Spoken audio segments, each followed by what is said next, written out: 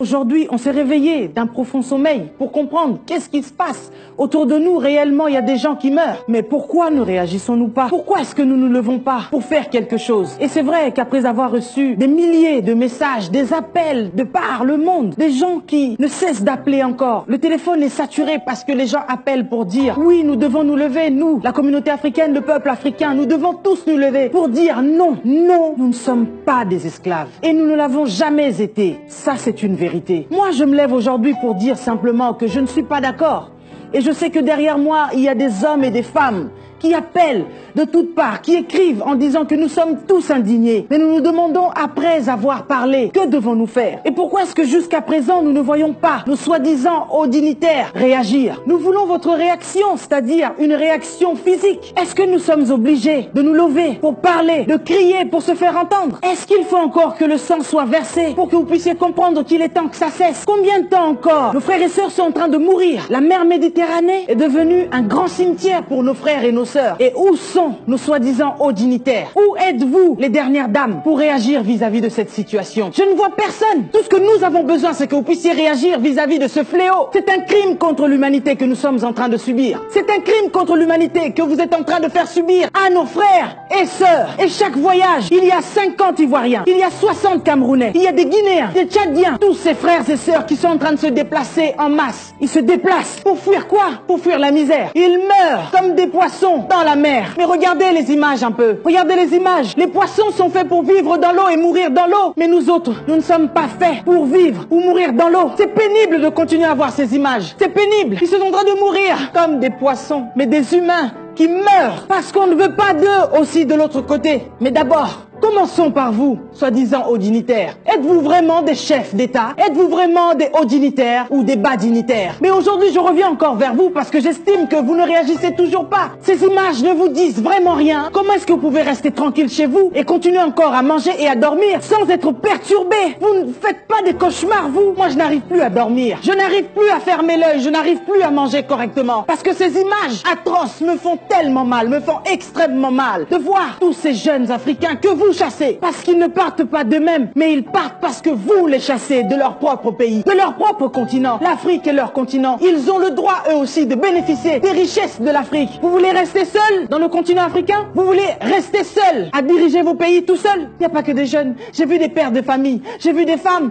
j'ai vu des enfants, et ça m'a encore attristé. Ça m'a encore accablé. Mais comment pouvez-vous vous regarder en face chaque matin lorsque vous vous levez? Est-ce que ça vous arrive de regarder vos miroirs et vous vous regardez en face? Vous faites la fête tous les jours alors que nous sommes en deuil. L'Afrique est en deuil parce que nous voyons tous les jours nos frères et nos sœurs. Nos frères et nos sœurs, ils sont en train de mourir. Ils meurent gratuitement alors qu'ils sont un grand bénéfice pour l'Afrique. Quand vous prenez votre petit déjeuner alors que juste en face il y a des gens qui meurent de faim, vous faites comment? Moi, j'arrive pas à manger, mon frigo, il est plein. Mais de l'autre côté, voir qu'on est en train de battre mes frères, on est en train de les solder comme si on soldait des chaussures. On les solde comme si on était en train de solder du poisson. On les solde. On vend des humains à 400 $, 500 $. Comment peut-on, au 21e siècle, vendre des humains? Pourquoi est-ce que vous ne réagissez pas? Pourquoi est-ce que vous ne dites rien? Quelles sont les résolutions que vous prenez? Est-ce que vous devez attendre des mois et des mois? Peut-être que vous pensez que c'est en janvier que vous devez réagir. Non, ce n'est pas en janvier qu'il faut réagir. C'est maintenant qu'il faut réagir. Vous n'avez pas attendu une journée de plus pour venir ici et pleurer avec Charlie. Mais là, c'est en Libye que Moussa a besoin de vous. C'est en Libye. En Mauritanie aussi. On est des esclaves là-bas. Qu'est-ce que vous faites, cher président, monsieur le Premier ministre, cher député? Vous êtes des honorables ou des déshonorables? Les chères dernières dames, vous savez que Chanel se moque de vous à chaque fois que vous rentrez dans son magasin et que vous achetez des milliers de sacs pour des milliers d'euros. Il se moque de vous. Vous n'avez rien à manger dans vos pays et vous venez ici pour acheter des chaussures qui coûtent 2000 €, 4000 €. Vous n'avez pas honte, chère dame? Une maman ne peut pas manger pendant que ses enfants n'ont pas encore mangé. Pour Charlie Hebdo, vous avez pu vous déplacer à plus de 8000 km. Mais là, ça se passe juste devant chez vous et vous êtes incapable de pouvoir vous déplacer. Qu'est-ce que nous attendons, nous autres? Nous voulons que vous puissiez vous déplacer. Tous ces héros qui sont en train de tomber en mer, qu'est-ce que vous faites? Où est-ce que vous faites leur deuil? Ici, on a fait le deuil de Charlie Hebdo et on le fait encore chaque année. Mais où est-ce que vous pleurez vos morts, cher chef d'État? La Libye se trouve à quelques kilomètres de chez vous. Nous autres, nos parents sont déjà partis, vous les avez chassés. Et ceux qui restent encore, vous les chassez. Mais qu'est-ce qu'ils demandent, ces pauvres jeunes? Qu'est-ce qu'ils demandent, tous ces hommes et ces femmes qui se déplacent? Ils ont juste besoin d'avoir de l'eau potable. Est-ce trop vous demander? Est-ce un luxe? Ils ont juste besoin d'avoir de l'électricité permanente. Est-ce trop vous demander? Vous avez de l'électricité chez vous. On a juste besoin d'être bien soigné. Est-ce trop demander? Au lieu de vous déplacer et de venir ici pour vous faire soigner, n'est-ce pas aussi l'honneur pour vous autres chers chefs de l'État d'avoir des hôpitaux dignes dans vos propres pays? Vous êtes incapables de construire ces hôpitaux. Pourquoi? Regardez ces hommes. Comment ils sont en train de se faire brûler, martyriser, maltraiter. Ils se font fouetter pendant que vous dormez tranquillement, paisiblement. Mais quand est-ce que nous allons pleurer tous nos morts? Que la mer est sans arrêt en train de nous rendre. La mer en a marre de voir tous ces Africains tomber. Ils tombent pourquoi? Ils tombent à cause de vous. Et tant que vous n'allez pas réagir, il y aura encore des morts et des morts et des morts. Il est temps que cela cesse. Et les enfants de président, est-ce que vous êtes vraiment contents, vous, de voir ce que vos parents font? Ils restent au pouvoir pendant 10 ans, 20 ans, 30 ans. Et vous vous réjouissez? Comment faites-vous pour dormir? Vous allez étudier à Harvard, à Oxford. Vous êtes les seuls à être les privilégiés.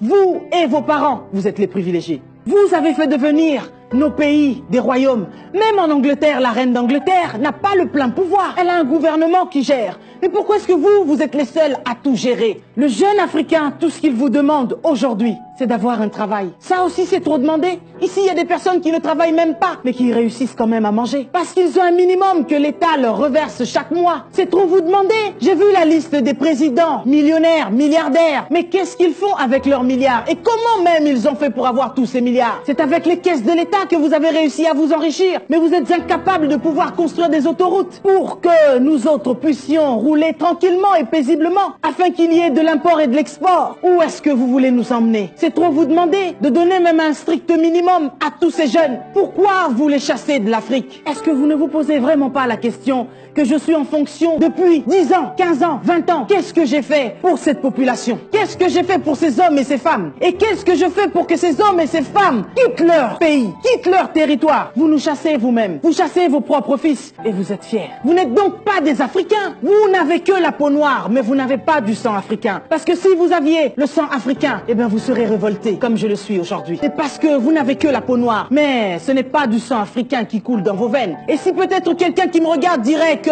vous êtes devenus des idolâtres de l'Afrique, mais je dirais que vous n'avez rien compris. Parce qu'on ne peut pas se taire vis-à-vis de cette macabre situation. L'Amnesty internationale, est-ce qu'il faut qu'on fasse appel à vous? Ne voyez-vous pas ce qui se passe dans nos pays africains? Des millions de personnes tombent chaque jour. Le petit Syrien, dont la photo a fait le tour du monde, a révolté le monde entier. Le monde entier était sidéré. Mais il y a des millions d'Africains, des millions de petits Africains qui meurent chaque jour. Et ça n'indigne personne. Est-ce qu'il faut réfléchir? Est-ce qu'il faut s'asseoir sur des tables pour dire quelle résolution devons-nous prendre pour arrêter cette hémorragie? Nous avons vu 2 Chinois se faire tuer ici en France. Le gouvernement chinois s'est révolté. Mais il y a des Chinois qui prennent possession de nos terres aujourd'hui. Il y a des Chinois qui tuent nos frères, qui les décapitent parce qu'ils viennent demander leur salaire. Parce qu'après avoir travaillé, ils n'ont rien reçu. Et ces Chinois osent tuer nos frères. Et je ne vois pas de chef d'État s'indigner contre cette situation. En Inde, on tue nos frères. Mais je ne vois aucun président s'indigner. Personne ne réagit vis-à-vis de cette situation macabre. C'est un crime contre l'humanité, là. Mais est-ce que vous entendez ce que l'on dit? Est-ce que vous entendez notre cri d'alarme? Est-ce que vous entendez comment une femme africaine est en train de pleurer? Je suis ici en Europe, je peux vivre paisiblement. Mais pourquoi est-ce que je m'indigne? Pourquoi est-ce que je me lève pour parler? Parce que j'estime que ça ne se fait pas, ce qui se passe là. Nos parents, pendant plus de 20 ans, ont pris le soin d'aider leur famille de l'autre côté en envoyant de l'argent chaque mois. Nous avons enrichi Western Union, nous avons enrichi MoneyGram en envoyant chaque mois de l'argent pour ceux qui sont restés de l'autre côté.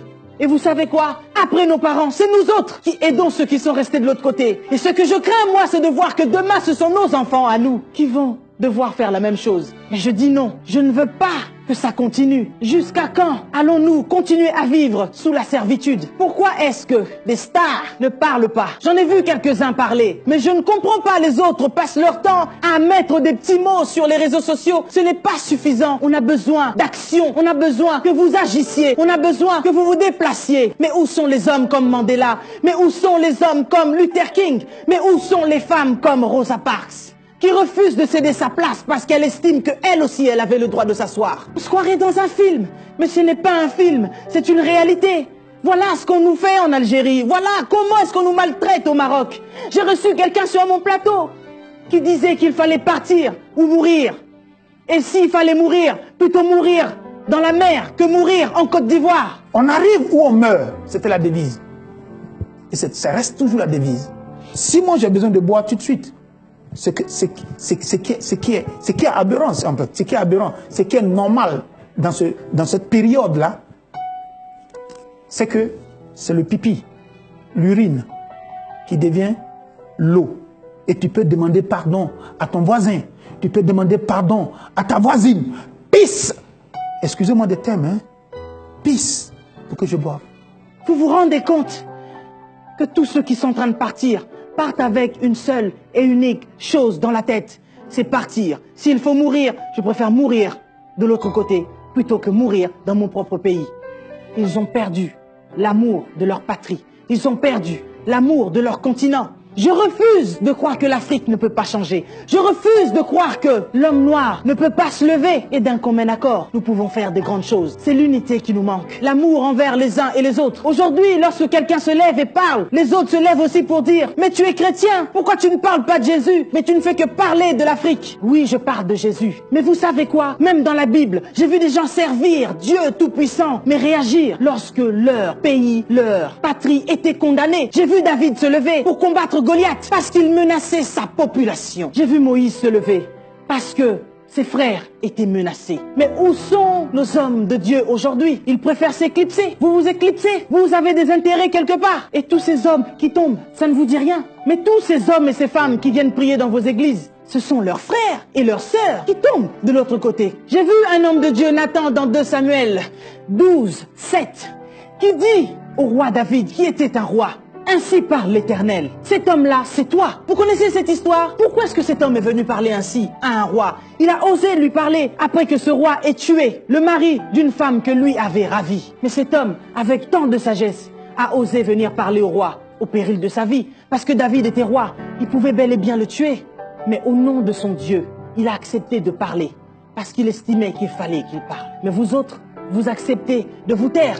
Mais où sont donc les Nathans d'aujourd'hui? Où sont ces hommes et ces femmes qui acceptent de se lever au péril de leur vie? Et je dirais donc aujourd'hui, vaut mieux mourir libre d'esprit que être libre mais esclave. Et vous autres, bas dignitaires, dernières dames, vous vous faites tellement mater que l'on vous prend pour des tapettes. Vous êtes des chevaliers sans tête. Voilà pourquoi l'Afrique a tant de dettes. Nous sommes en deuil et vous, vous êtes en fête. Quelle perte de vous avoir au sommet de nos têtes. Alors dites-nous, vous êtes des chefs d'État ou des bêtes d'État? Vous ne voulez pas vous lever? Eh bien, sachez-le qu'avec vous ou sans vous, notre Rédempteur, notre Dieu, se lèvera le dernier. Que Dieu bénisse l'Afrique, mais vous autres, que Dieu vous punisse.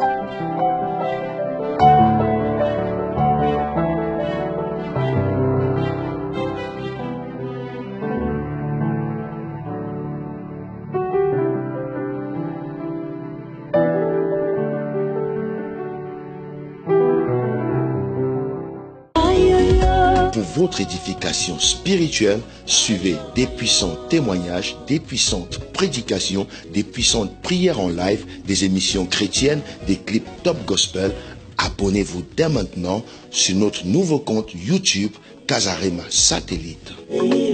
La Bible dit que vous devez vous entretenir par des psaumes, des hymnes, des cantiques spirituels, chantant et célébrant de tout votre cœur les louanges du Seigneur. Alors, abonnez-vous dès maintenant sur notre nouveau compte YouTube Casarema Satellite.